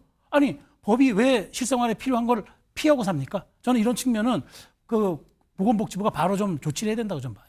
아니, 손정혜 변호사 지금 이 난이 알려지고 물론 취소됐다 그래서 이 강의가 근데 이게 이번만 있었겠는가 이런 비슷한 일이 이건 어떻게 봐야 됩니까? 작년에 이미 강의가 진행이 됐다라는 겁니다. 그리고 일부 댓글과 후기로는 실제로 인체에 손을 댔다라는 것이 추정된 댓글도 있거든요. 뭐 아킬레스건을 어떻게 해서 어떻게 해봤더니 실제 뭐 어떻다. 이건 뭐 아직 100% 확인된 건 아니지만 약간 조사를 해야 의심을 됩니다. 받는 사항이 있는 거 아니냐 네, 지금. 단순히 이제 그 장면만 보고 설명해 주는 걸 봤는지 아니면 시신에 다가가서 어떤 업무적인 필요에 의해서 이렇게 했는지는 확인을 해봐야 될 것 같아서 만약에 나아가서 시신의 어떤 손에 뭐 터치나 만졌다고 한다면 이것도 해부 행위로 볼 수 있기 때문에 엄격하게 시체부법에 위반되는 소지가 있다라는 점을 말씀드릴 수 있고요. 기본적인 법의 취지는 이런 데 시신을 활용하라고 이런 절차와 규정과 이런 것들을 엄격하게 만드는 게 아닙니다. 전반적으로 다 법에 위반되는 사정이 있어 보여서 조금 더 보건복지부에서 사안조사 즉각적으로 들어가야 될 것 같고 수사기관에서 위법 사항이 없는지는 좀 확인을 해야 만약에 우리가 이런 식으로 무분별하게 다양한 목적으로 활용한다. 예를 들면 변호사한테도 이런 시신을 보고 이런 게 하는 게 변호사 업무에 도움된다라고 강의를 열었을 경우 어떻게 막을 것입니까? 참관은 정말 다양한 직업군에 필요합니다. 뭐 기자분들도 생생하게 이런 사건에서 보라고 시신을 쓴다. 그거 허용해 줄 겁니까? 저는 이거는 엄격하게 좀 기준을 마련하고 철저하게 위법사항이 있다면 그 확인을 해야 된다라고 생각하는 게 그 목적은 어디까지나 이 유가족들의 심정입니다. 정말 어려운 결정을 해서 시신을 기증했는데 제대로 된 규정이 없어서 지금 누구든지 이것을 손을 못 대고 있다? 그럼 누가 시신을 앞으로 기증할 수 있겠습니까? 저는 그래서 좀 이 사안을 계기로 철저하게 한번 감독했으면 좋겠습니다. 지금 한 의사단체가 지금 이거 문제 삼아서 경찰에 고발했다 그러거든요. 지금 그 의사단체는 어떤 점을 구체적으로 문제 삼고 있는 겁니까? 일단 현재로서는 공정한 사회를 바라는 의사들의 모임이라고 이제 알려지고 있는데요. 아마도 이 시체해부법상 이 창간이나 이런 해부 행위를 할 수 없는 비의료인이 이제 행위를 했다라는 점을 문제 삼았을 것이고 특히 여기 보시면 말씀하신 것처럼 이 시체해부법은 그 유족들에 대한 헌신적인 어떤 부분을 고려해서 예우를 갖춰라고 되어 있거든요. 예우. 예, 근데 지금 나와 있는 여러 가지 보도상 그 강의의 어떤 내용이나 홍보성 문구나 참여한 사람들의 행위가 예우나 이런 여러 가지들을 고려하지 않았다라고 본다면 그 관련된 법에 위반될 소지가 있기 때문에 어디까지나 의학 연구, 발전 이런 목적으로 활용돼야 되는 게 아닐까라는 점을 지적했다고 보입니다. 최선 평론가 뭐 시간이 한 30초 있는데요. 지금 저 홍보 문구 아까 신선한 그리고 이게 돈과 연관이 되잖아요. 이게 강의료가처럼 영리 목적이죠. 아무리 봐도 이건 예우 아니거든요. 그러니까 저는 이게 더 큰 문제가 이런 기사가 나가고 이런 충격적인 소식이 보도가 됐을 때 과연 앞으로 이런 공적인 목적, 숭고한 목적에 누가 이런 시신을 기증하겠냐는 거예요. 앞으로 이런 사회적인 어떤 선한 영향력이 아니라 이거는 말하자면 아주 악한 그러니까 이거는 순기능이 아니라 역기능을 불러일으킨 사안이죠. 그래서 이런 사안에 대해서는 정말 오해가 없도록 그다음에 재발되지 않도록 하는 어떤 제도의 보완 혹은 어떤 우리 사회가 공부만 할 게 아니라 여기에 대해서 적절한 재발 대책을 마련하는 것도 꼭 필요하다고 봅니다. 알겠습니다. 많은 분들이 이 소식에 아마 깜짝 놀라셨다는 반응을 보이더군요.